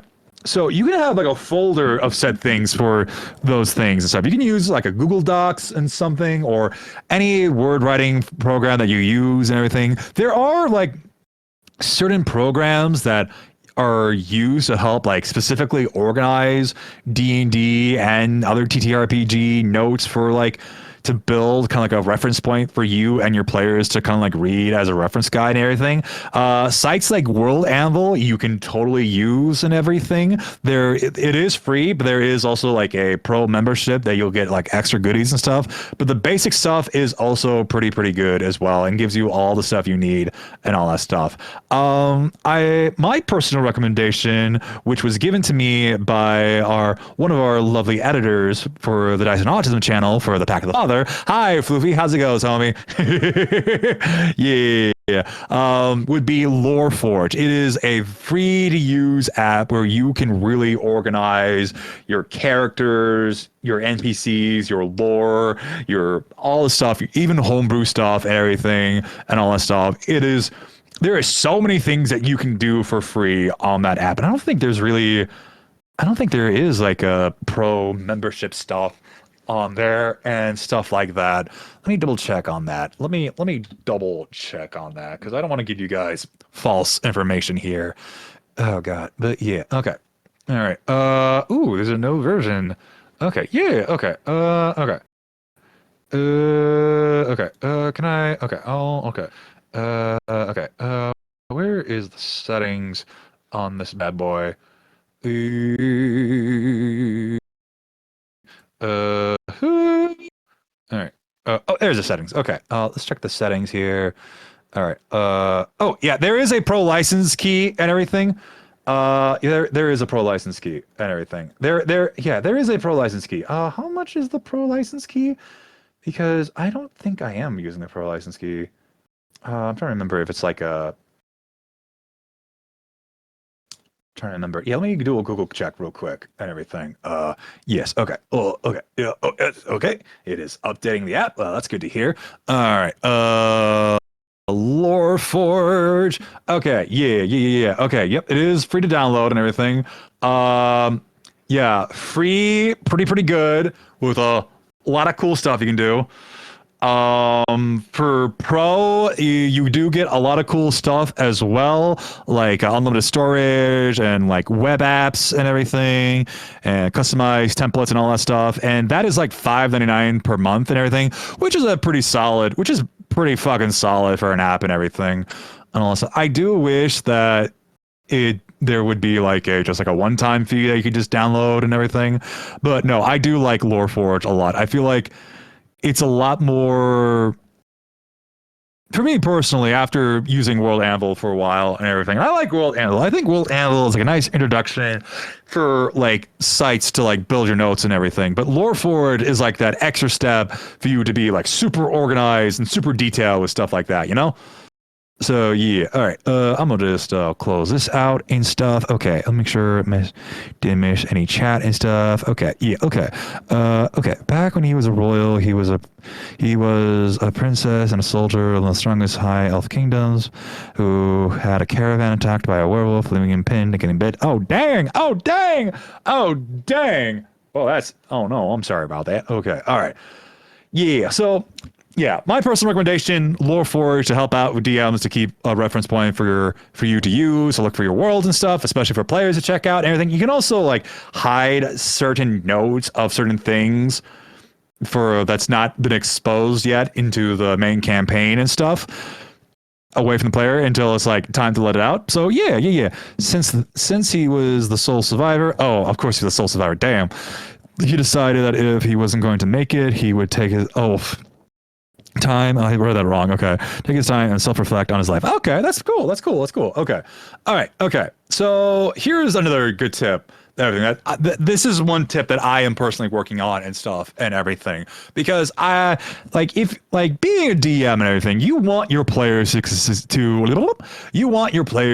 succeed. Like you want them to win. You want them to get the task, get the goal, save the day, beat the baddies and everything. But you can't, but you don't have, I said the wrong words. Do not be afraid to pull the trigger on things and be a little mean.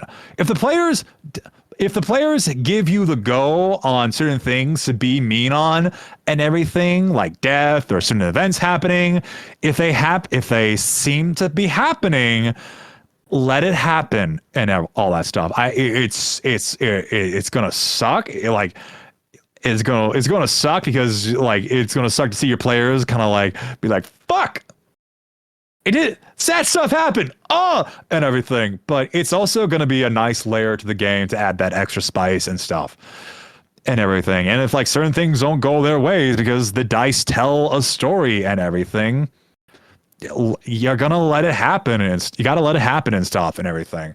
Games like D&D, where player death and certain things are very likely to happen and possible, they're there for a reason and all that stuff. These are natural consequences and stakes when like playing games and stuff, depending on what the player wants and everything. So it's okay to be a little mean and just to kind of like pull the trigger on certain stuff, to be kind of like, hey, bam. Like, I think someone who does this very, very well is Brennan Lee Mulligan. Of like, he's not afraid to be mean when it comes to certain aspects of like the story of the campaign, but he also gives out like good warning signs of like, hey, also, you guys are in a tough situation right now. You might be want to be rethinking your tactics and stuff and everything. I think Matthew Mercer is a guy who's like, who doesn't want to be mean, but understands I'm gonna have to be mean for said things. So he's very much the guy of like, all right, I'm gonna give you guys reminders of all the options that you can do to help you out with said situation that you are in right now. So yeah. Yeah, that self-reflection kind of led him to realizing that he wasn't female. Nice, love it. Yeah, he didn't know what he was, but he knew he wasn't feminine, and through his cishet changeling ex-boyfriend, hells yeah, changeling, hells yeah, but love changelings. They're my favorite race in D&D. That he's friends with, breakup was mutual, that he realized that him felt right. Hells yeah, awesome, awesome, awesome. All right, okay. All right, this is like one of my personal rules that I always make sure to do in my games, and I feel like this is also like a rule that every DM should be doing as well, and all that stuff, is that you make sure that all your players in your games have a moment or a highlight point in the session for their characters. Because when you're playing a game like D&D or tabletop RPGs, no one wants to feel like they're left out or their character is basically an NPC, you know? It is a cooperative game, so everyone wants to feel included. So very much so, a DM needs to work on making sure, giving the opportunity of players that their characters can really shine at and have these moments in the campaign, in the session, where it's like, hey, my character did this crazy moment right here and everything, and add to that story of collection that they can share to people and stuff and everything. That is something I always strive for in my games and stuff. And it'll get harder depending on how many players you have in your campaign and stuff and everything and all that stuff. But I will make sure, no matter how many players are in my game and stuff, I will make sure everyone has a moment to shine and do that stuff and everything, you know? Oh, Mateo parents, though, are disgraceful, disgusting, so they kicked him out, stripping him both statuses, considering him dead to him. Okay, we're gonna go fight. We're gonna go fight some royalty up in here. Mateo, I'm up with you. I'm gonna fight with you, Mateo. Yeah. Okay. Yeah. Okay. This is also the next one is also a pretty important rule tip when it comes to DMing and everything. Remember that your enjoyment of the game is also included and factored in as well. You are a player in the game. You're the DM and you have a lot more responsibility than other players, but you are still technically a player. You just have like the story pretty privileges, you know? if that makes sense and everything. If that makes sense. But yeah, if you as a DM are not having fun at your table and everything, have a discussion with your party and be like, hey, I'm glad you guys are having fun with everything that's happening here. Me personally, I'm not having fun. Is there a way that we can have like a conversation and talk about the things that we can do so that like I can like have fun with things as well and stuff? Because yeah, like the DM's the person that has to run the game, and they need to be enjoying it as well and all that stuff. You know, it's a game for a reason. Everyone at the table needs to be enjoying it. Okay. So when we were talking about like checking in with like how like DMs can like make sure to be like, oh, am I going too far on certain things with like describing stuff, like how Oswin was talking about. One cool safety tool that I like to use and everything is stars and wishes and everything, because stars and wishes is basically everyone going around the table and being like, hey, these are things that I really liked about what you did in session, player and DM and everything, and they can also be like a general wish of like what they want for like next game or stuff and everything, because the DM drop is real. It is real. It is very, very real. Like, it is an adrenaline drop after you're done playing the game. Hey, Blue, thank you for the lurk. It is a adrenaline drop, and you worry that you're not doing a good job and everything as a DM and everything. So you have to like have like things like stars of wishes or roses and thorns and whatever you call it and everything to be kind of like understanding of like, what am I doing good? What are people enjoying? And what are things that I can work on and stuff, you know? So, yeah. All right. Yeah, okay, what do we got here? Mateo said to them, if I am dead to you, then dead I shall be. Left off, fell in love with a vampire? Oh, of course. Moved to a small village, starts a new life, being the white wolf during a morning hunt. Nice! Awesome, that's dope. Okay. So, yeah, stars and wishes, always a requirement when it comes to, like, D&D ttrpgs, just for help DMs to be kind of like keep track of like, all right, what can I do better and everything. All right, speaking of like checking in and stuff, okay, so after like, I think we also talked about this in the beginning. Yeah, we did talk about this, but like a nice gentle reminder, like after like a big event has happened and stuff with like characters, players and everything, it feels like a big intense emotional moment and everything. Check in with your players. Check in with also my dip to play a ghost game. Of course. Do what you gotta do. Do what you gotta do, homie. Check in with your players. Like even like in the middle of the game, like take 5 seconds to be like, hey, everybody good? Do we need to like take like a 5-10 minute break just to like compose ourselves and do what we need to do and everything, all that stuff. And like also do the session zeros to be kind of like, be like, all right, we had the big emotional intense scene in that last session, and that's going to affect the story and everything. How do you want to work with this story now and the directions that the characters want to go into and everything? That's always important to do for the DM and players to be on the same page of like all that stuff. Also, to get a break for people need a break for snacks and stuff for DMs and everything, and even with DMs and stuff. So like I feel like since I run games that are like 2 to 3 hours, I don't really need a break and everything, because 2 to 3 hours are my sweet spot when it comes to DMing. If I was in a game for like 4 or 5 hours, I would definitely be needing a break to get food and snacks and stuff and everything and recollect myself and everything. But yeah, no, do not underestimate the power of breaks and everything to help out. And yeah.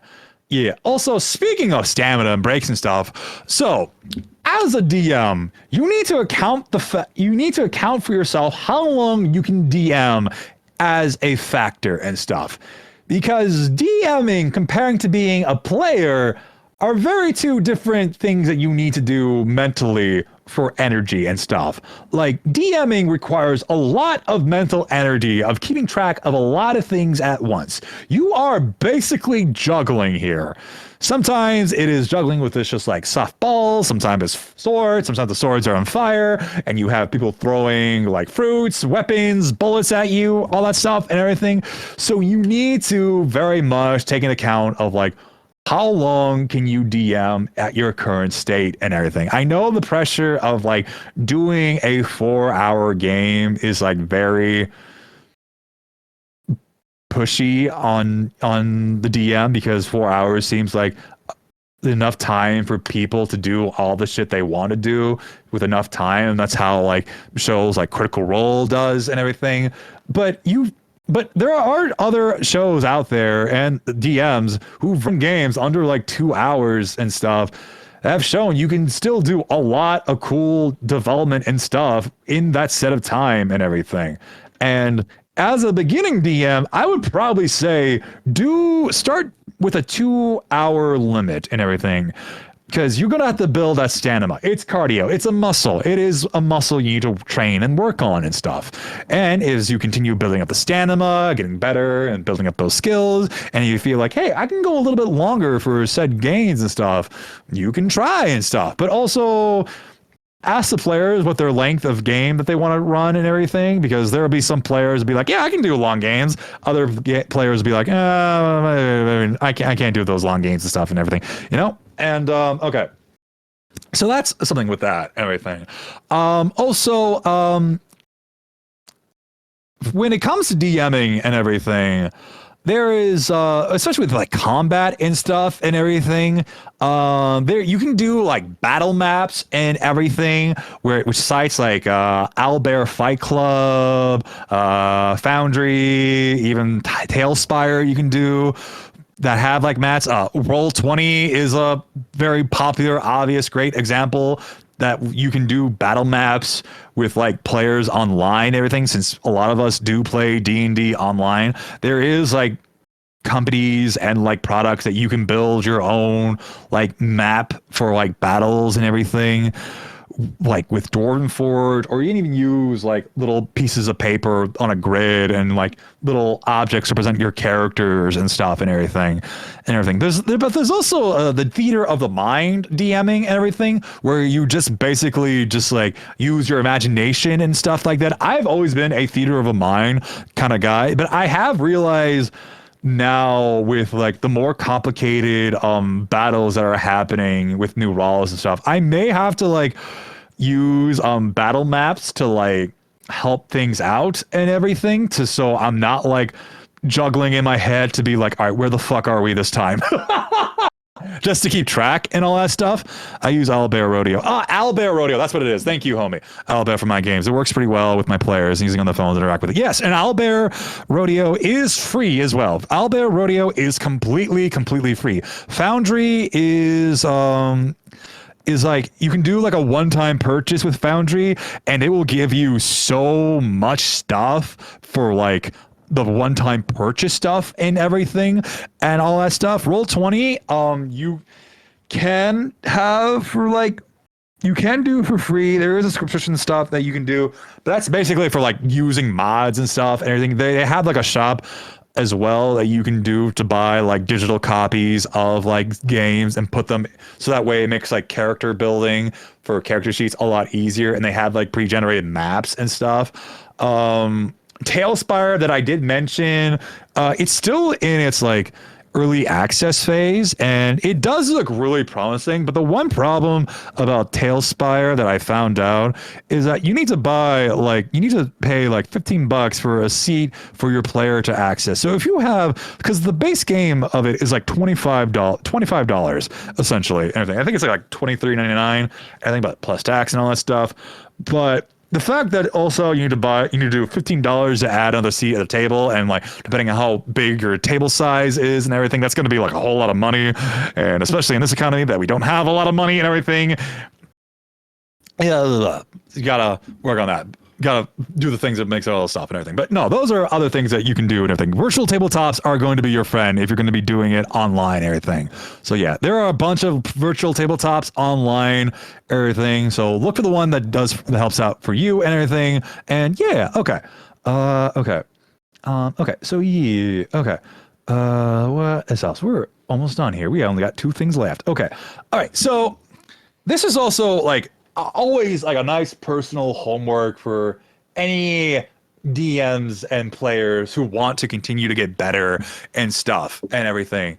Study and watch other AP, actual plays, and TTRPG shows and everything. Like if you're watching Critical Role, that's good and everything. Also check out other smaller D&D and TTRPG shows and everything, because they probably have like they'll be doing things that Critical Role isn't doing that you really like and vibe with, and you're like, hells yeah. Or they're providing a interesting detail or trick and tools that you're like, oh, I can like really study and like work on that and everything.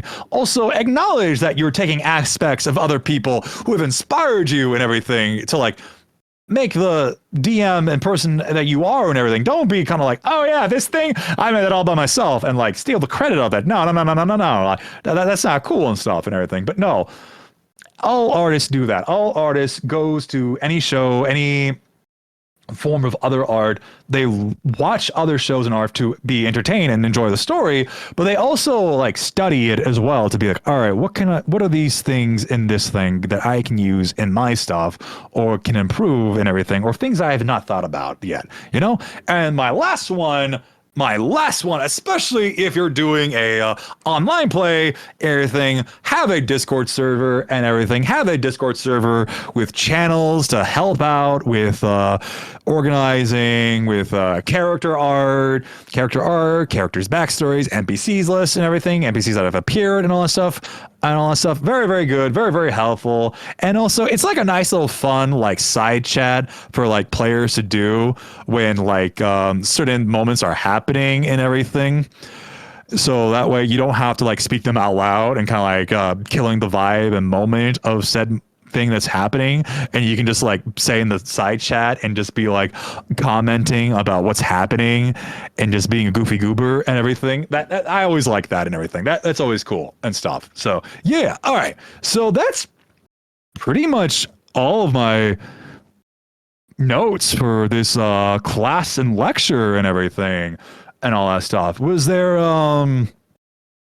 Was there anything else that you guys wanted me to like talk about, questions that you guys had and everything when it comes to like being a DM and everything? So I love doing these conversations about DMing and TTRPGs so much, because as a person, when I got into TTRPGs, I was so lost and confused and everything. Like I did not understand a lick of like what was happening and everything. And it took like forever to like really understand what was going on.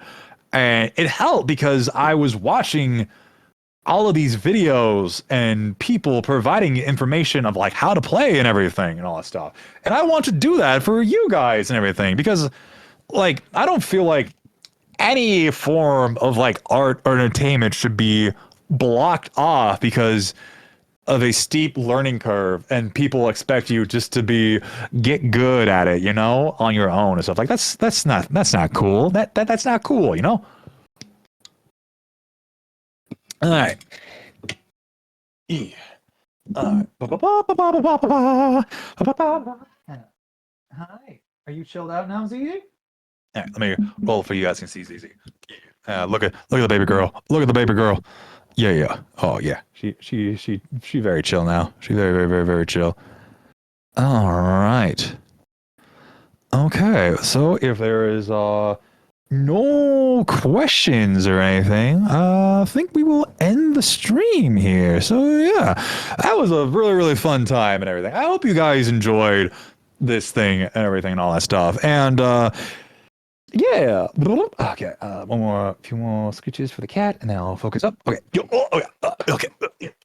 Okay. But yeah, I'm glad you guys. I hope you guys enjoyed this and everything and all that stuff. I truly did and everything. This is like stuff like this and everything. I like to do and stuff and everything, and will happen every once in a while in case like people can't make it to a game, or if like things are like unavailable and stuff, and be kind of like, hey, let's just do kind of like a nice little talky thing, just like discussion with D&D and stuff and everything, because I like talking about D&D and TTRPG as an art form. I'm one of those creators who really like to like bite their teeth and like analyze and chew and like really get into the molecules of like what's going on in the game and stuff and everything.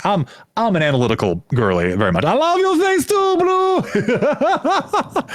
Thank you for the hug. But yeah, okay. Oh, got a hydration check. Thank you, Blue, and a stretch. Oh, thank you. All right, but yeah. And if you guys want me to hear. And if you guys want me to hear, if you, and if you guys want me to, I got a pun spell. Okay, all right. Let me pull up my pun book here. All right. I'll make sure I get my joke drum sound all set up and everything. I'm gonna randomly open my book. All right. Okay. All right. Here's a good one. Milk is the fastest liquid on Earth. It's pasteurized before you even see it.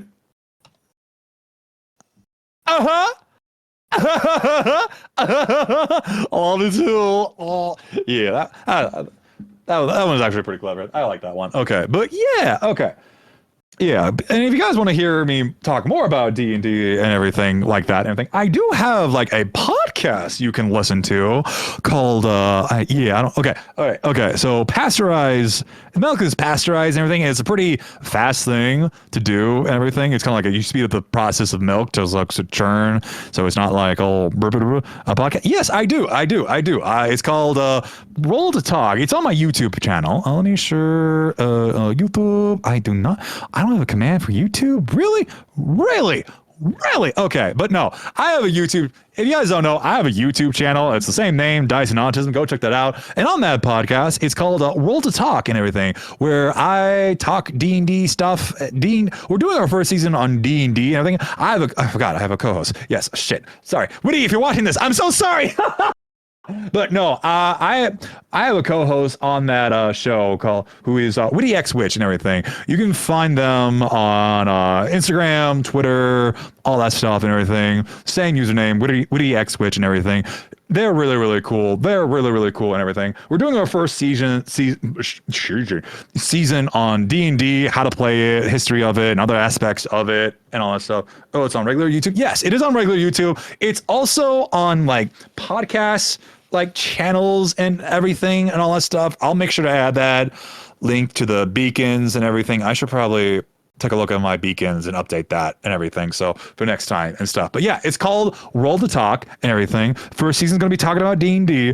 And next season, we are going to be talking about other TTRPG systems and like have like guests on there and like talk about like other aspects of TTRPG in general and everything. So yeah, go check that out. Go check that out. We had a real cool time, cool time and everything. So yeah. I will make sure to get that set up for that command set up for tomorrow and everything. I have my gameplay like clips channel for Nightbot, but not my regular YouTube channel. The fuck, Dice? Okay. All right. So I think that'll be it for me. I hope you guys had a fantastic and lovely night. And let's go and raid somebody. Because as you always know, we support the homies. Okay, let's see. Who is live right now? Who is live? Okay.